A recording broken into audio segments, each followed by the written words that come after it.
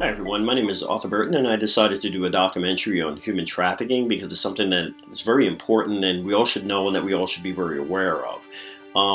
Using resources like the internet and our mobile apps in our daily lives, everybody likes to meet people, but a lot of these people are strangers, and a lot of these people on the other end, they pose as someone who they are not. And they do this deliberately because human trafficking is a big money market. It's a big business. Human slavery is something that we thought that we wouldn't see in today's time and age, but it's been going on for hundreds and hundreds of years. Nowadays, technology seems to make it easier for these people to go ahead and do these criminal acts and be behind the scenes, and a lot of them are getting away with it scot-free. Now, this documentary is going to hopefully make us more aware of human trafficking and the avenues that they use to try to attract us, our children, and our family members.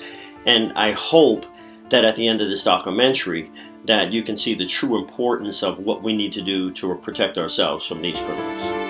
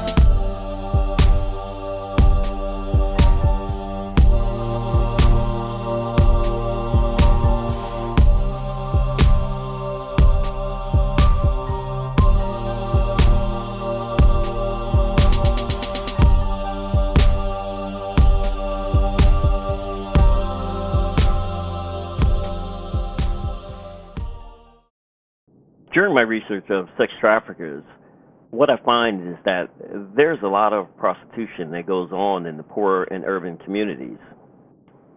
And not all of the time, this prostitution is by choice. Some of these individuals are being forced by means of shylocking and being pimped by sex traffickers. What they do is they hang outside of check cashing places, motels, and welfare offices, and they look for people that are in need. An example of this is that if a person is on public assistance, they usually have an EBT card. And what happens is when they need money, they go to these shylockers, which are known as loan sharks.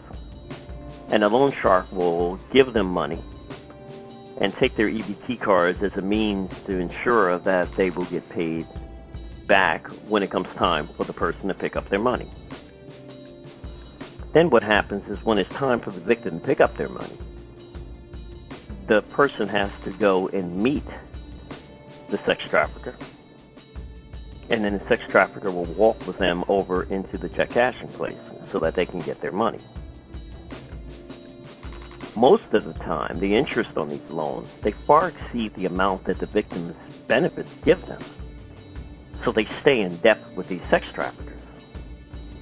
And a lot of times these people think that the loan shark is their friend because they treat them nice. You know, it's a business transaction.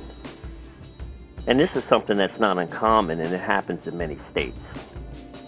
In poor communities like Virginia, Maryland, and New York, these sex traffickers, they hang outside of motels, and they usually prey on women.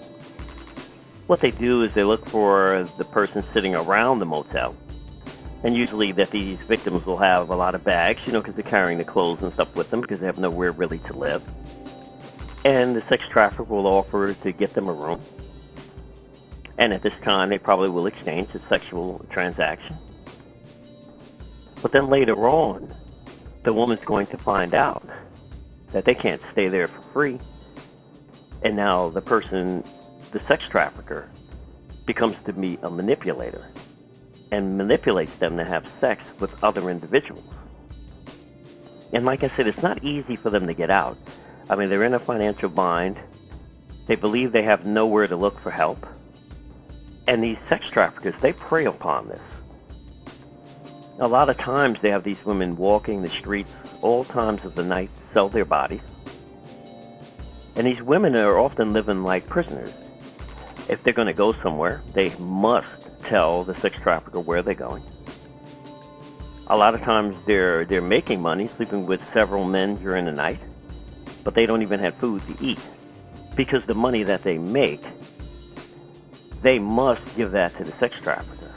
And if the sex trafficker feels like it, they will actually give them maybe a few dollars for them to hold in their pocket. But so they're actually sleeping and being involved in sexual activities just so that they can have a place to stay. These sex traffickers, it's only obvious that they have no regard for human life, and they're using their victims for their own self-gain.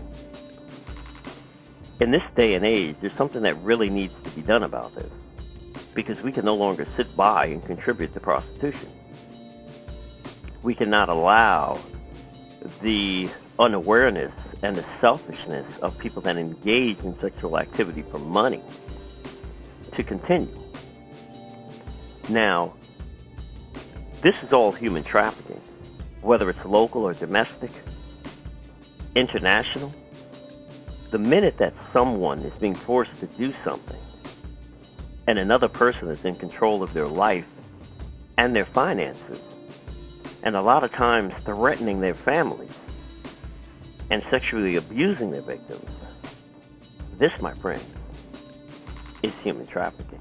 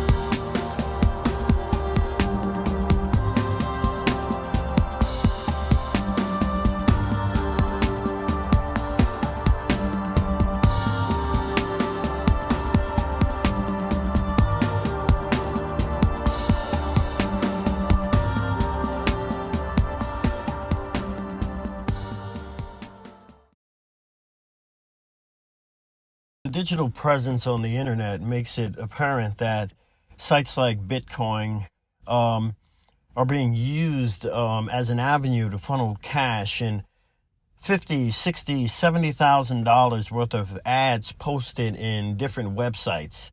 Some of them include BedPage and online sites for sex. And it's apparently becoming a larger and larger and larger market as these human traffickers find ways to use digital technology to actually hide themselves from being caught by law enforcement, using sites like Bitcoin that aren't backed by any banks and have no international ties. Means that it can be used as a means of using fake currency to pay for things like sexual ads. And the human traffickers who have sex slaves, what they do is they have one account and they pay for multiple ads in those accounts. As we look at these accounts, we can tell and see that all of these accounts are being paid, and within 1 month, we've seen revenue of about $100,000 coming from one account that's paying via Bitcoin into these personal ads that are being placed.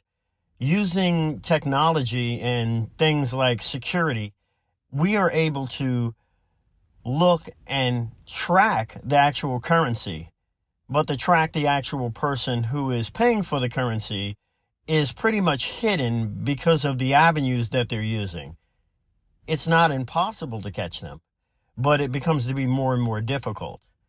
And most law enforcement departments, the budget kind of constrains their ability to be able to do their job.